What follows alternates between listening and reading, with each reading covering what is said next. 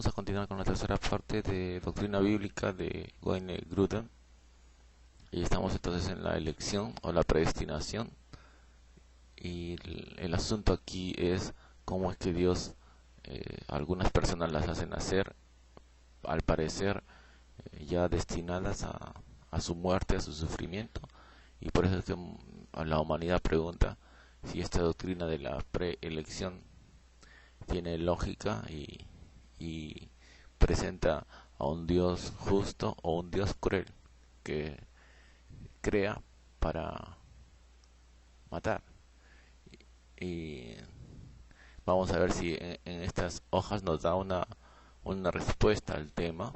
Parece que no lo da, parece que inmediatamente salta a dar una respuesta, que es que los salvos no son por sus obras, sino porque Dios los elige, la preelección.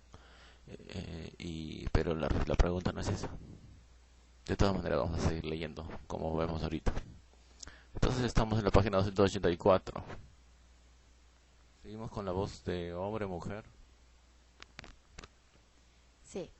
Si la elección se basara en algo bueno en nosotros, o sea, nuestra fe, ese sería el comienzo de una salvación por méritos. Todavía otro tipo de objeción se podría presentar contra la idea de que Dios nos escogió porque sabía de antemano que abrazaríamos la fe. Si el factor determinante y definitivo en cuanto a si somos salvos o no es nuestra decisión de aceptar a Cristo, estaríamos más inclinados a pensar que merecemos algún reconocimiento por el hecho de que somos salvos. A diferencia de las otras personas que siguen rechazando a Cristo, fuimos suficientemente sabios en nuestra forma de pensar, o suficientemente buenos en nuestras tendencias morales, o suficientemente perceptivos en nuestra capacidad espiritual para decidirnos a creer en Cristo. Por el otro lado, si la elección se basa a que Dios le agradó hacerlo y a su soberanía decisión de amarnos a pesar de nuestra falta de bondad o mérito, ciertamente hemos de tener un profundo sentido de agradecimiento a Él por una salvación totalmente inmerecida, y por siempre estaremos dispuestos a alabar su gloriosa gracia. En el análisis final, la diferencia entre los dos conceptos de la elección se puede ver en la respuesta a una pregunta muy sencilla. Dado el hecho de que al final algunos escogerán recibir a Cristo y otros no, la pregunta es, ¿qué hace que la gente difiera? Es decir, ¿qué marca la diferencia entre los que creen y los que no? Si nuestra respuesta es que, a fin de cuentas, se basa en algo que Dios hace, a saber, su elección soberana de los que Él iba a salvar. Vemos que la salvación en su nivel más fundamental se basa solo en la gracia. Por otro lado, si respondemos que la diferencia fundamental entre los que son salvos y los que no se debe a algo en el hombre, o sea, una tendencia o disposición a creer o a no creer. La salvación en definitiva depende de una combinación de la gracia y la capacidad humana. La predestinación basada en el preconocimiento no les da decisión libre a las personas. La idea de que la predestinación de Dios de algunas personas para que crean se basa en el preconocimiento de que su fe encuentra todavía otro problema. Al reflexionar, este sistema resulta en que no da ninguna libertad verdadera a las personas, porque si Dios puede mirar al futuro y ver que la persona A va a abrazar la fe en Cristo y que la persona B no va a abrazar la fe en Cristo, esos hechos ya están fijos, ya están determinados. Si presuponemos que el conocimiento de Dios del futuro es cierto, lo que debe ser es absolutamente cierto que la persona A va a creer y la persona B no. No hay manera en que sus vidas pudieran resultar de un modo diferente a esto. Por consiguiente, es justo decir que sus destinos ya están determinados, porque ellos no podrían hacer nada diferente. Pero, ¿qué es lo que determina esos destinos? Si lo determina Dios mismo, no tenemos ya la elección basada en un preconocimiento de la fe, sino más bien en la voluntad soberana de Dios. Pero si no es Dios quien determina estos destinos, ¿quién o qué los determina? Por cierto, que ningún cristiano diría que un ser poderoso aparte de Dios controla el destino de las personas. Parecería entonces que la única solución es decir que lo determina una fuerza impersonal, algún tipo de destino que opere en el universo y hace que las cosas resulten como resultan. Pero, ¿qué estaríamos diciendo? ¿Habríamos sacrificado la elección en amor de parte de un Dios personal por cierto determinismo de parte de una fuerza impersonal, y Dios ya no recibiría el reconocimiento por nuestra salvación. Conclusión. La elección es incondicional. Parece mejor, por las 4 razones anteriores, rechazar la idea de que la elección se basa en el conocimiento previo de Dios de nuestra fe. Concluimos más bien que la elección es simplemente una decisión soberana de Dios. En amor nos predestinó para ser adoptados como hijos suyos. Dios nos escoge sencillamente porque decidió concedernos su amor. No se debió a una fe o un mérito previsto en nosotros. A esta comprensión de la elección tradicionalmente se le ha llamado elección incondicional. Es incondicional porque no está condicionada a nada que Dios ve en nosotros que nos hace dignos de que nos escoja. Claro que parece que los que presentan objeción a esta doctrina de elección estaría más bien interesados al punto de vista de los que no son elegidos, es decir, los que son condenados, ¿no? Que saldría a abogar sus derechos de ellos. Lógicamente que si nos pasamos hacia el otro lado, a los salvos, no tenemos nada que abogar, más bien tenemos que celebrar la gracia de Dios inmerecida. Y entonces, en ese lado no está la pregunta y las objeciones. Las objeciones realmente están hacia el otro lado. Por eso, más fácil sería no creer en esa doctrina de la elección, y todo porque en el tratado de teología, este tratado por ejemplo, se intenta abordar por medio de la lógica humana, pero sería mejor no encasillarnos en el lenguaje ni la lógica humana para tratar de entender a Dios, porque no vamos a entenderlo. Bien, vamos a continuar leyendo justamente este punto acerca de las objeciones a la doctrina de la elección. De objeciones a la doctrina de la elección. Hay que decir que la doctrina de la elección, según se presenta aquí, no es aceptada universalmente por la Iglesia cristiana, ni en el catolicismo romano, ni en el protestantismo. ¿Ha habido alguna aceptación de la doctrina según la presentamos aquí? Pero muchos la han objetado.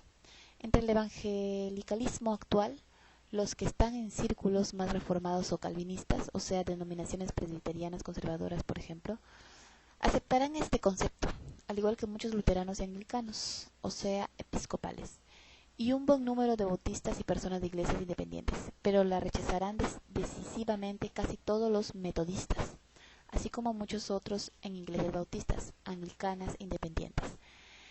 Aunque varias de las objeciones a la elección son formas más específicas de objeción a la doctrina de la providencia que se presentó en el capítulo 9 y se contestaron con más detalle allí, aquí debemos mencionar unas pocas objeciones específicas. Entonces, como toda doctrina, como todo punto de vista teológico, no simplemente se trata de objetar, sino de ver cuáles son las consecuencias. Vamos a ver aquí las consecuencias de la elección. 1. La elección quiere decir que no tenemos alternativas en cuanto a recibir a Cristo o no. Según esta objeción, la doctrina de la elección niega toda presentación del Evangelio que apela a la voluntad del hombre y le pida a la gente que decida si responder o no a la invitación de Cristo. En respuesta a esto, debemos afirmar que la doctrina de la elección es plenamente capaz de acomodar la idea de que tenemos una decisión que tomar voluntariamente y que tomamos una decisión al aceptar o rechazar a Cristo. Nuestras decisiones son voluntarias porque son lo que queremos hacer y decidimos hacer, y en ese sentido son libres. Esto no quiere decir que nuestras decisiones son absolutamente libres porque, como se explicó en el capítulo 8 sobre la providencia, Dios puede obrar soberanamente mediante nuestros deseos para garantizar que nuestras decisiones resulten tal como Él lo ha ordenado. Pero eso también se puede entender como una decisión verdadera, porque Dios nos creó y Él ordena que tal decisión sea verdadera. En breve, podemos decir que Dios nos hace escoger voluntariamente a Cristo.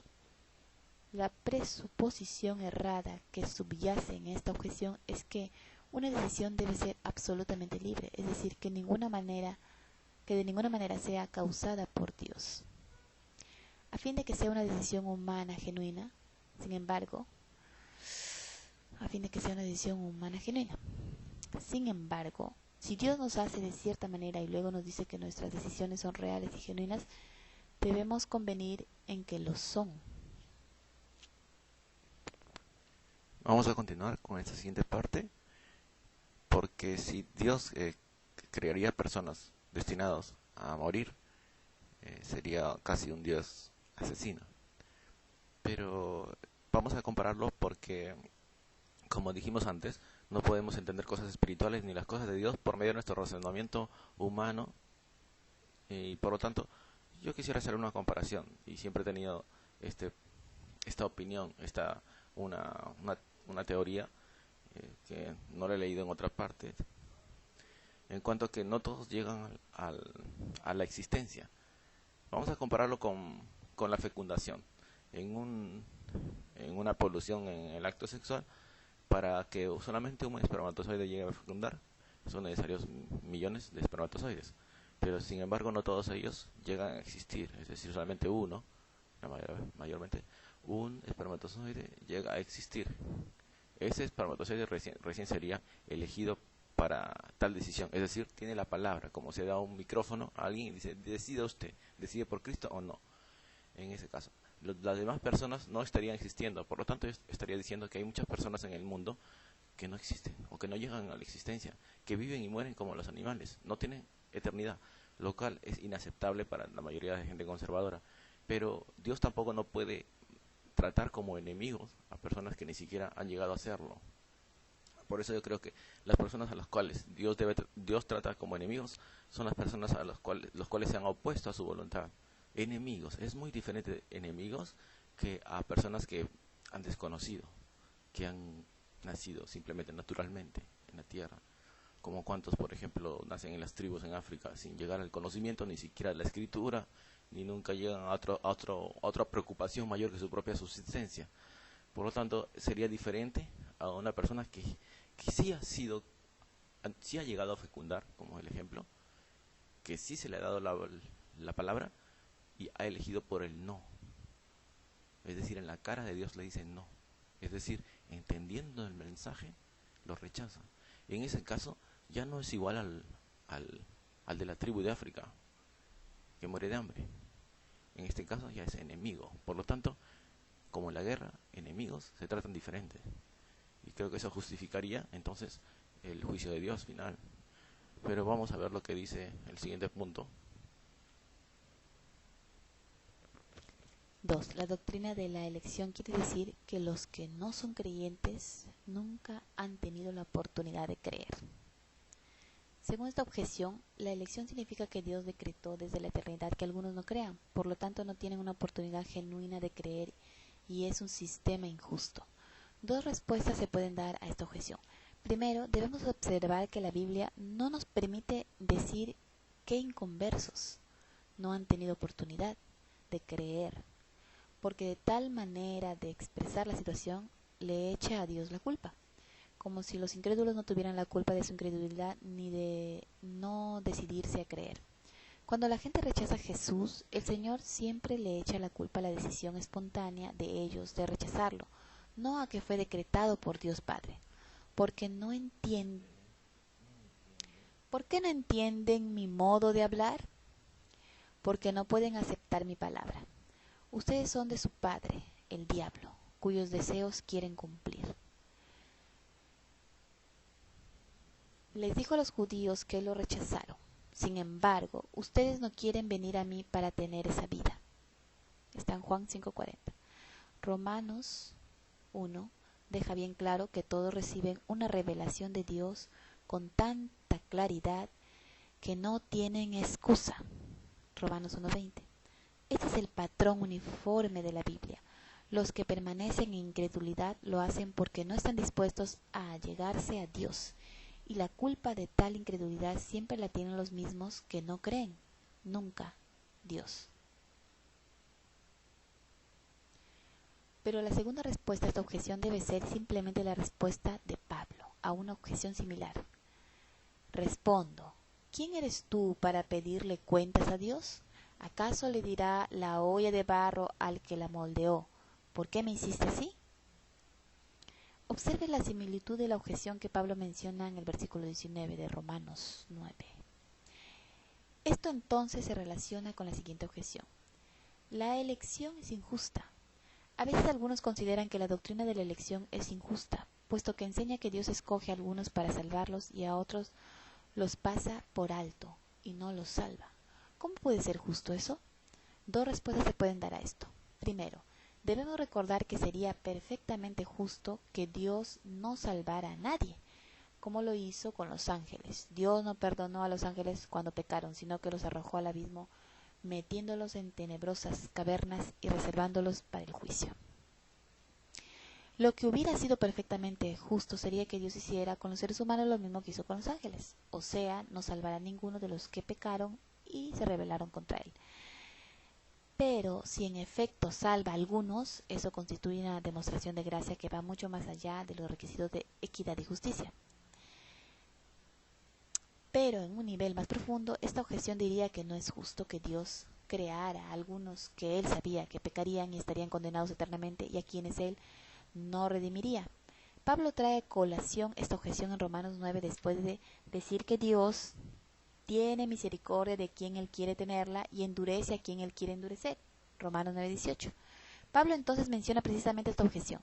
Pero tú me dirás, entonces, ¿por qué todavía nos echa la culpa a Dios?